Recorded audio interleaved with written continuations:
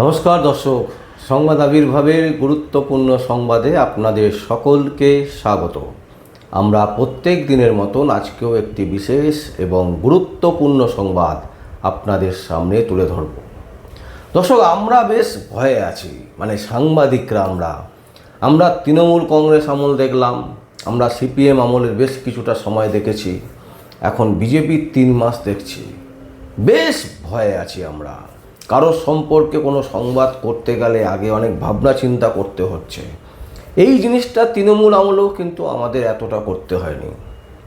তৃণমূল কংগ্রেসের আমলে অনেকে অনেক রকমের হুমকি চুমকি এসব দিয়েছিল, কিন্তু সেটাও কিন্তু সয়ে নেওয়া যায়।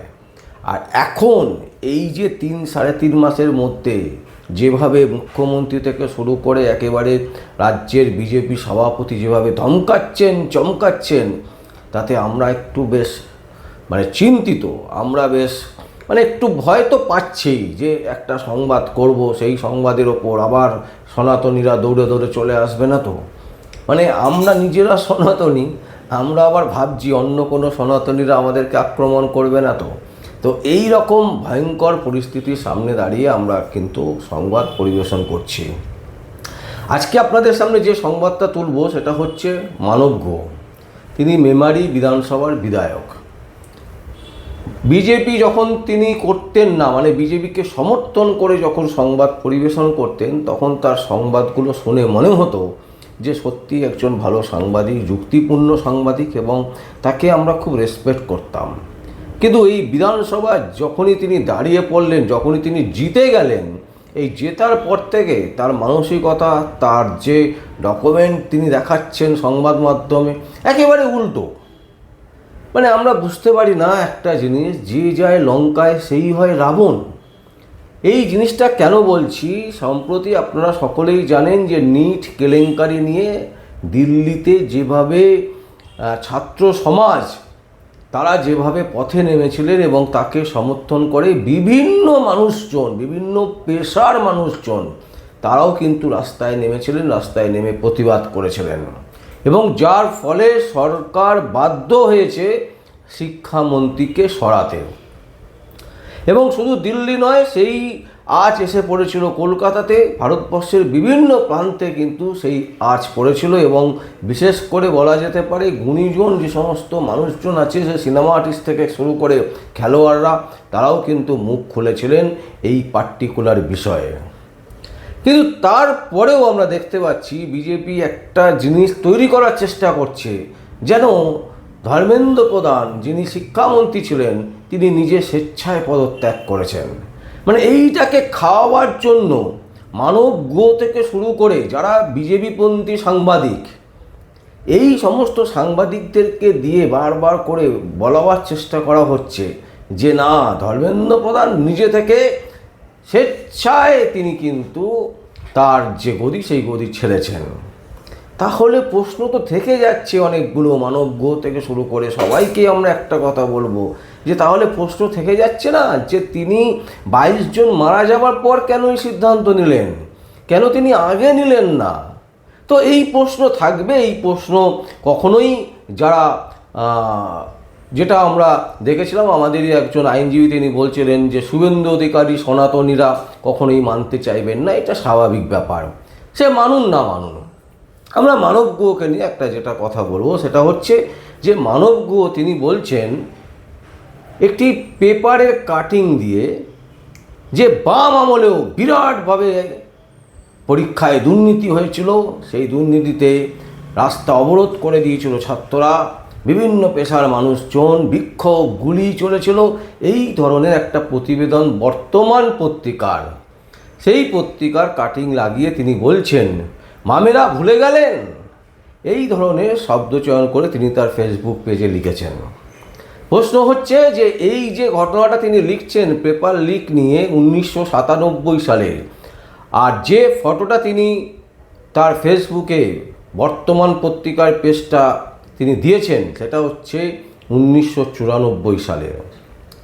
1994 সাল এই কারণেই বিশেষ করে আমার কাছে একটা বিশেষ গুরুত্বপূর্ণ সাল, তার কারণ ওই বছরেই আমি মাধ্যমিক পরীক্ষা দিয়েছিলাম। মানে এটা দুর্ভাগ্য বলতে পারেন যে আমি মাধ্যমিক পরীক্ষা দিয়েছিলাম এবং ওই বছরেই অঙ্ক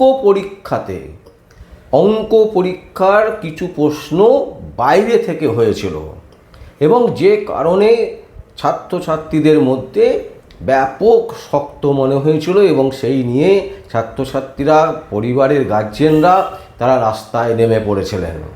না, আমি নামিনি, কারণ আমার যিনি স্যার ছিলেন তিনি বলেছিলেন যে ভাই তুমি এই অঙ্কগুলো পারবে আর এই অঙ্কগুলো পারবে না। কারণ আমাকে সেইভাবেই আমি শিখেছিলাম অঙ্ক।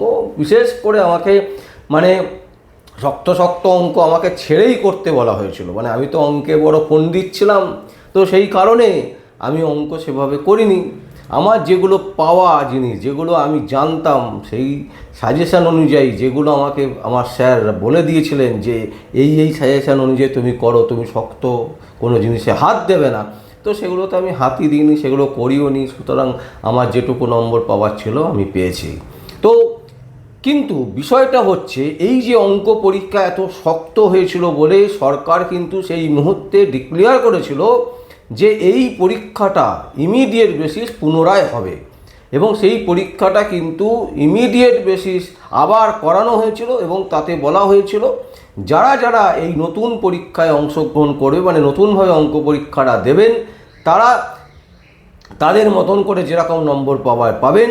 যারা আর দেবেন না তাদেরকে একটা, যদি যে অঙ্কগুলো শক্ত ছিল, যে অঙ্কগুলো সিলেবাসের বাইরে থেকে এসেছিল, সেই অঙ্কগুলো যারা অ্যাটেন্ড করেছেন, যারা করতে পারেননি তাদেরকে গেস নাম্বার দেওয়া হবে যারা অ্যাটেন্ড করেছেন। এবং সেইভাবেই কিন্তু অঙ্ক পরীক্ষাটা পুনরায় নেওয়া হয়েছিল এবং কোনো ছাত্রছাত্রীর ভবিষ্যৎ কিন্তু নষ্ট হয়নি। প্রত্যেকটা পরীক্ষা সময় মতন হয়েছে এবং যে অঙ্ক পরীক্ষার জন্য এত গোলযোগ, সেই অঙ্ক পরীক্ষাও কিন্তু পুনরায় হয়েছে যথাসময় এবং সময়ের মধ্যেই কিন্তু মধ্যশিক্ষা পর্ষদ তাদের যে রেজাল্ট, সেই রেজাল্ট কিন্তু বের করেছিল, প্রকাশিত করেছিল। একজন ছাত্র আত্মহত্যা করেনি, একজন ছাত্র গুলিগোলাতে মারা যায়নি, একজন ছাত্র নিখোঁজ হয়ে যায়নি এবং প্রত্যেকেই সুস্থভাবে পরীক্ষা দিয়েছিল। 1997 সালে অঙ্ক পরীক্ষা নিয়ে আবার একটা গোলযোগ হয়েছিল। সেই পরীক্ষাতে 1997 অঙ্ক পরীক্ষা যেটা হয়েছিল, সেই অঙ্ক পরীক্ষাতে অঙ্ক প্রশ্নপত্র আগে লিক হয়ে গেছিল এবং সেই নিয়েও কিন্তু ব্যাপক হইচই হয়েছিল পশ্চিমবঙ্গের ভেতরে এবং ছাত্রছাত্রীরা, পরিবারের গার্জেনরা তারা রীতিমতো ভাঙচুর করেছিল। সেই ঘটনার পরেও কিন্তু বাম সরকার তারা কিন্তু ইমিডিয়েট বেসিস স্টেপ নেয় এবং প্রশ্নপত্র লিকের জন্য যার দ্বারা এই প্রশ্নপত্র লিক হয়েছিল তাকে সাথে সাথে অ্যারেস্ট করা হয় এবং তার সাথে সাথে পুনরায় যে পরীক্ষা, সেই পরীক্ষার ব্যবস্থা করে নতুন প্রশ্নপত্র দিয়ে সেই পরীক্ষা কিন্তু আবার যত তাড়াতাড়ি সম্ভব তত তাড়াতাড়ি কিন্তু করায় এবং টাইম অনুযায়ী কিন্তু যে সময় রেজাল্ট বেরোবার কথা সেই সময়ে কিন্তু রেজাল্ট প্রকাশিত হয়। এখানেও কিন্তু কোনো ছাত্রছাত্রীরা আত্মহত্যা করেননি, এখানে কিন্তু কোনো ছাত্রছাত্রী গুলি লেগে মারা যায়নি, এখানেও কিন্তু কোনো ছাত্রছাত্রীর বাবা বা ছাত্রছাত্রী নিখোঁজ হয়ে গেছে বলে কোনো খবর সেই মুহূর্তে কোথাও ছিল না। তাই মানবজ্ঞ যে সংবাদটা পরিবেশন করলেন 97 প্রশ্নপত্র লিকটাকে 94-তে জুড়ে দিয়ে 94 পত্রিকার কপি, বর্তমান পত্রিকায় যে প্রথম পেজে যেটা বেরিয়েছিল ফ্রন্ট পেজে, সেই কপি দিয়ে তিনি কি বোঝাতে চাইলেন এটা আমাদের অন্তত বোধগম্য হলো না। এবং এর সাথে নিটের কি সম্পর্ক সেটাও কিন্তু বোঝা যাচ্ছে না। নিটে প্রশ্নপত্র ফাঁস হয়েছে একাধিকবার, কোটি কোটি টাকার লেনদেন হয়েছে নিট প্রশ্নপত্র ফাঁসের জন্য এবং সেই প্রশ্নপত্র ফাঁসের ফলে 22 জন ছেলে মেয়ে আত্মহত্যার পথ বেছে নিয়েছে, কারণ তাদের কেরিয়ারে তারা মনে করেছে যে এখানে কেরিয়ার স্তব্ধ হয়ে যাচ্ছে, তারা আর এগোতে পারবে না। ভয়ঙ্কর বিপদের মধ্যে পড়েছিল সেই সমস্ত 22 জন ছেলে মেয়ে। এবং তাছাড়া যারা আত্মহত্যা করেননি এবং যারা এখনও পর্যন্ত চেষ্টা করছেন লড়াই করতে, তারাও কিন্তু ভয়ঙ্কর বিপদের মধ্যে পড়েছে, এবং শুধু তাই নয়, তাদের ভবিষ্যৎ অনিশ্চয়তার মধ্যে পৌঁছে গেছে। কিন্তু মাধ্যমিক পরীক্ষায় যে উদাহরণ মানব গুহ তুলেছিলেন, মানব গুহ তার ফেসবুক পোর্টালে দিয়েছেন, সেটা কিন্তু সম্পূর্ণভাবে অযৌক্তিকর বিষয়। এবং এখান থেকেই একটা জিনিস স্পষ্ট হয়ে যায় যে যারা বিজেপি করেন, মানে আমি যদি কোনো অবস্থাতেই বিজেপিতে রূপান্তরিত হয়ে যাই, তাহলেই আমি বিজেপির হয়ে সবসময় সাফাই গাইব, বিজেপির ভালোটাকেও ভালো বলবো, আর বিজেপি যদি খারাপ কাজ করে, মন্দ কাজ করে, সেটাকেও আমি ঢাক পিটিয়ে বোঝাবার চেষ্টা করব না সেটাও ভালো।